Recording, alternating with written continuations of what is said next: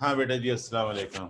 Exercise 15.5 याद रखिएगा, इस एक्सरसाइज का दारोमदार स्टेटमेंट की मदद से डायग्राम बनाने पर है। अच्छी डायग्राम बनेगी और जिसको ट्रिग्नोमेट्रिक रेशियोज याद होंगे वो आराम से इस क्वेश्चन को सॉल्व कर लेगा, और जिसको ट्रिग्नोमेट्रिक रेशियोज याद नहीं होंगे, उसके बेसिक कॉन्सेप्ट जो ट्रिग्नोमेट्रिक के हैं वो नहीं होंगे, तो उसे इसे समझने में बहुत मुश्किल होगी। Question number 1, exercise 15.1। A tree is at a distance of 50 metre from a point on the ground. ये ट्री जो है 50 मीटर दूर है ग्राउंड पर एक पॉइंट से।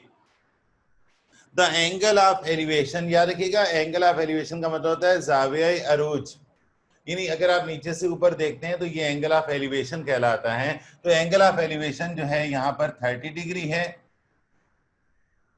The angle of elevation of the top of the tree from this point, इस point से टॉप ऑफ द ट्री ये है।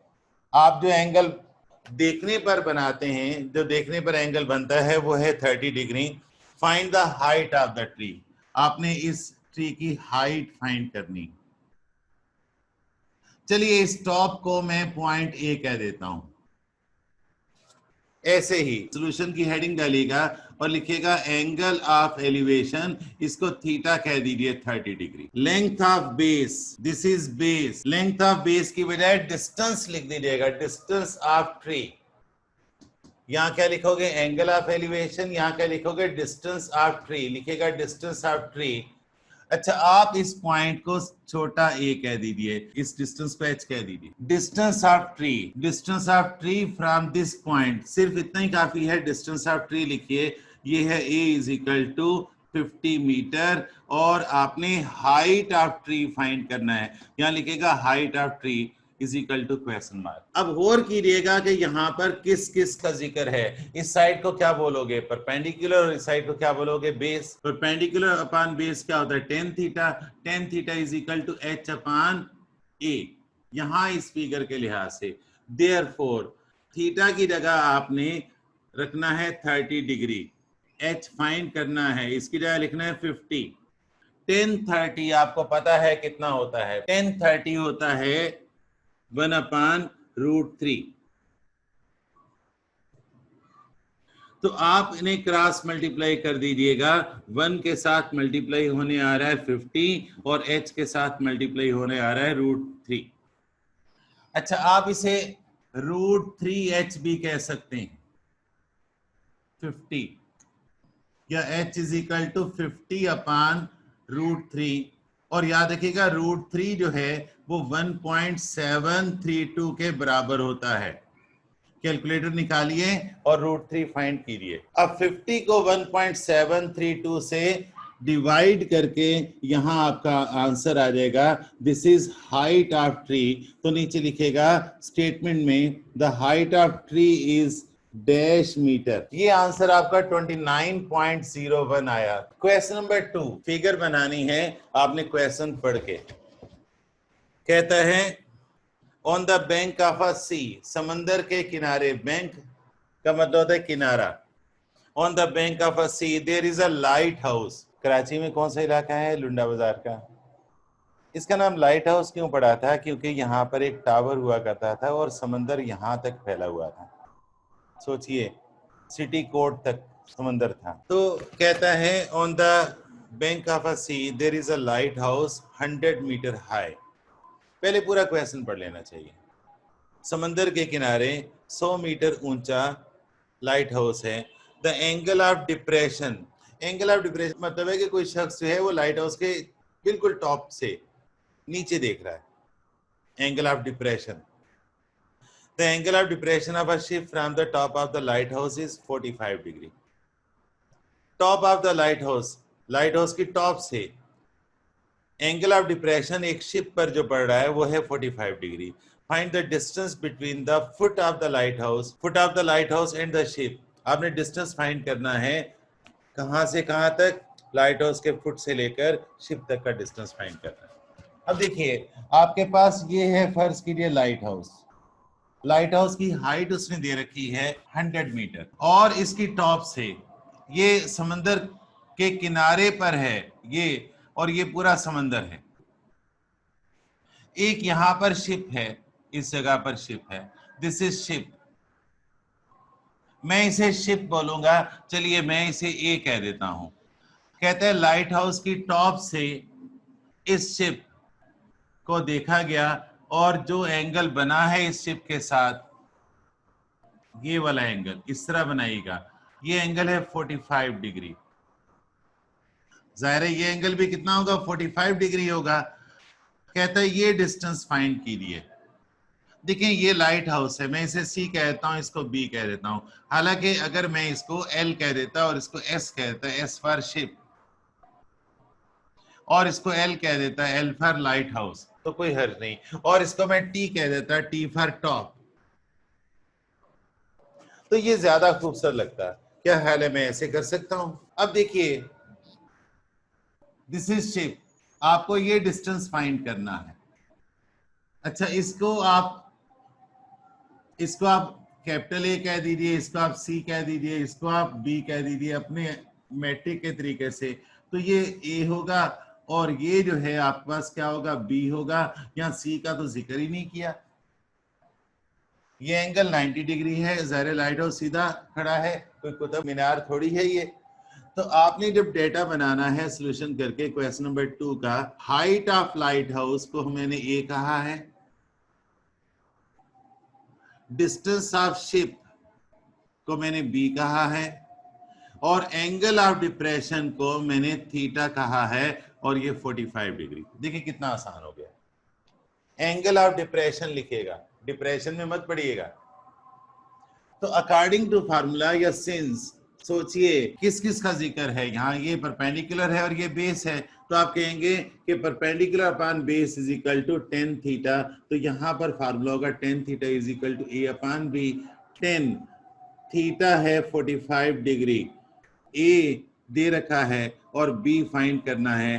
10 45 डिग्री आपको याद होगा 1 होता है, तो ये बी इधर आके 1 से मल्टीप्लाई हो जाएगा, तो b is equal to 100 metre. तो आपने स्टेटमेंट की सूरत में नीचे आंसर लिखना है, और वो आंसर क्या है, the distance of ship from the lighthouse is 100 metre. आइए क्वेश्चन नंबर 3 देखते हैं। फिगर क्वेश्चन पढ़ने के बाद बनानी चाहिए, अब हमें तजर्बा हुआ, पहले नहीं बनानी चाहिए। देखिए कहता है a ladder, सीढ़ी 8 मीटर लॉन्ग, 8 मीटर लंबी, reach a point on a wall, एक दीवार तक पहुंचती है, such that it makes an angle of 60 degree, इस तरह के ये 60 डिग्री एंगल बनाती है विद द ग्राउंड, ग्राउंड के साथ। Find the height of the point on the wall where the top end of the ladder touches it. आपने point की हाइट मालूम करनी है दीवार पर जहां पर इसका सीढ़ी का टॉप जो है टच करता है। तो क्वेश्चन नंबर 3 देखिए, ये हमारे पास इस तरह से फिगर बना दीजिएगा, ये बेस है, फर्श है, और आपकी सीढ़ी इस तरह है। सीढ़ी की लंबाई उसने दे रखी है 8 मीटर है, गौर कीजिएगा। ये एंगल 90 डिग्री होगा, फर्श और दीवार के दरमियान एंगल 90 डिग्री होगा।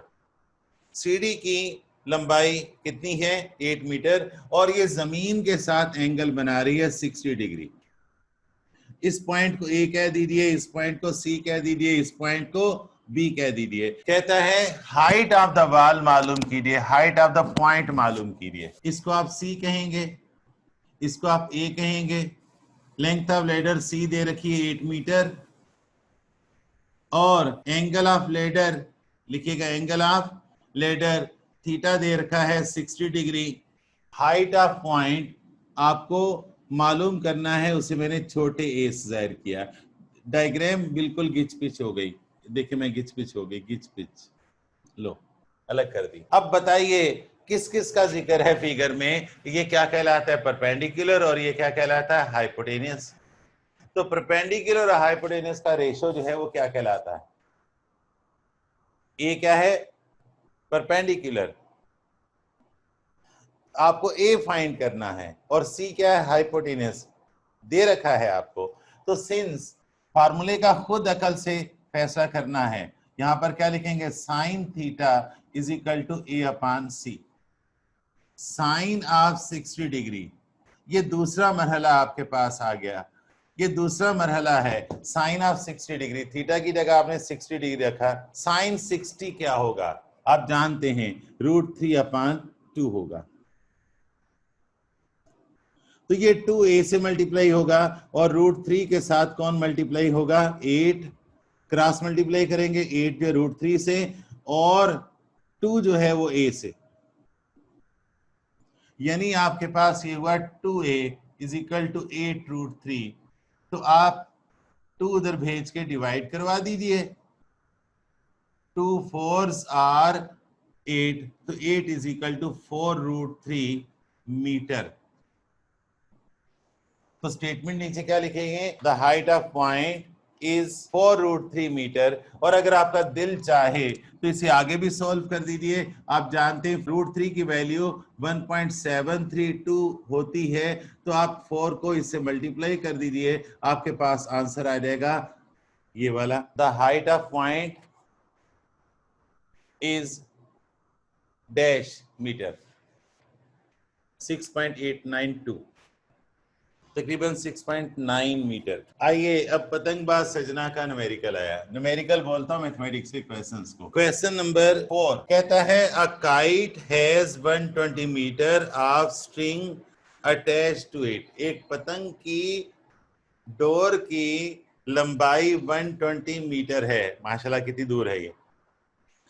When at an elevation of 60 degree, ये है आपकी पतंग, ये पतंग P फॉर पतंग, और कोई जमीन पर खड़ा हुआ इसे उड़ा रहा है यहां पर, और इसने जो एंगल बना रखा है पतंग की डोर ने जमीन के साथ, वो है कितना, 60 डिग्री। ओहो, जज्बाती होकर फिर काम शुरू कर दिए। 60 डिग्री, पतंग तो बहुत हाइट पर है। तो ये ग्राउंड पर एक साहब है, एक लड़का है, और उसने पतंग इतनी हाइट पर कर रखी है, और यहां पर वो खड़ा है, और पतंग की जो डोर है उसकी लंबाई 120 मीटर है, और पतंग की डोर का जमीन के साथ एंगल कितना है, 60 डिग्री है। तो देखो ट्रायंगल बन गई ना।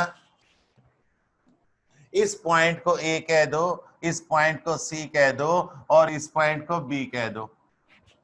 कहता है how far is it above the hand holding it. भाई सादा जुबान में बोल दो ना, पतंग की हाइट कितनी है। तो आप जानते हैं this is A, this is C। अब यहां पर फाइंड क्या करना, height of kite, height of kite मालूम करना है। लेंथ ऑफ स्ट्रिंग, डोर की लंबाई 120 metre, angle of elevation theta is equal to 60 degree. अब आप सोचिए किस किस का जिक्र है, परपेंडिकुलर का जिक्र है, और किसका जिक्र है, हाइपोटेनियस का जिक्र है। तो परपेंडिकुलर अपॉन हाइपोटेनियस क्या होता है, साइन थीटा। ए फाइंड करना है, सी 120 है, साइन 60 डिग्री, और आपको पता है कि साइन 60 कितना होता है, √3/2, पता है ना। ये 120 इधर डिवाइड कर रहा है, उधर जाके 120 क्या करेगा, मल्टीप्लाई करेगा, मसलियां थोड़ी करेगा आपकी तरह। ये 120 उधर जाके मल्टीप्लाई करेगा, मजाक नहीं करेगा। डिवाइड करने वाला दूसरी साइड पर जाके मल्टीप्लाई करता है। तो ये आपके पास हुआ 60√3। मेरे पास तो ये आंसर होगा, लेकिन अगर आप चाहते हैं इसे आगे सॉल्व करना तो √3 की जगह 1.732 रख दीजिए। जो आंसर आएगा वो इस खाली जगह को पुर करके मालूम कर लीजिएगा। इज ओके, है ना मजे के क्वेश्चन। क्वेश्चन नंबर 6 कहते हैं find the measure of an angle of elevation of the सन।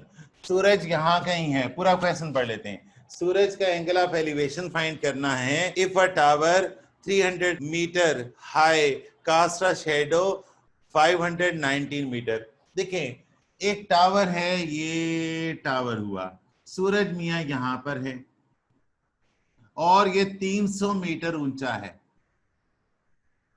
और जमीन पर इसका साया पड़ रहा है जनाब यहां तक, यहां तक। जाहिर है इसका साया जमीन पर यहां पड़ेगा, जमीन पर इसका साया पड़ रहा है, और ये कितना साया पड़ा है, कितनी दूर तक पड़ा है, 519 मीटर तक। आपको ये एंगल फाइंड करना है, तो एंगल थीटा मालूम करना है, हाइट इसको ए कह दो, height a is equal to 300 metre, और लेंथ ऑफ शेडो सिर्फ लेंथ कह दो, b is equal to 519 metre.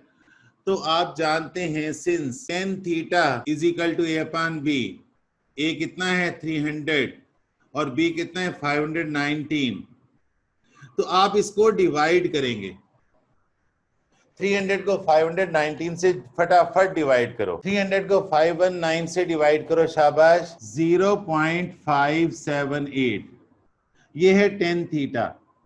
अब आपने कैलकुलेटर उठाना है, साइंटिफिक कैलकुलेटर, तो थीटा फाइंड करना, ये 10 उधर चला जाएगा, 10 उधर जाके इनवर्स हो जाएगा, ये हो जाएगा 10 इनवर्स 0.578। अब आपके पास कैलकुलेटर में 10 इनवर्स यूज करने का फंक्शन है, तो आपने क्या करना है, 10 इनवर्स 0.578 मालूम करना है, और उसका आंसर क्या होगा डिग्री में। क्वेश्चन नंबर 5 है, ये मैंने जो करवाया है, 6 और 7 में आपको होमवर्क दे रहा हूं, लेकिन नहीं होगा तो कोई हर्ज नहीं ना, मैं करवाऊंगा।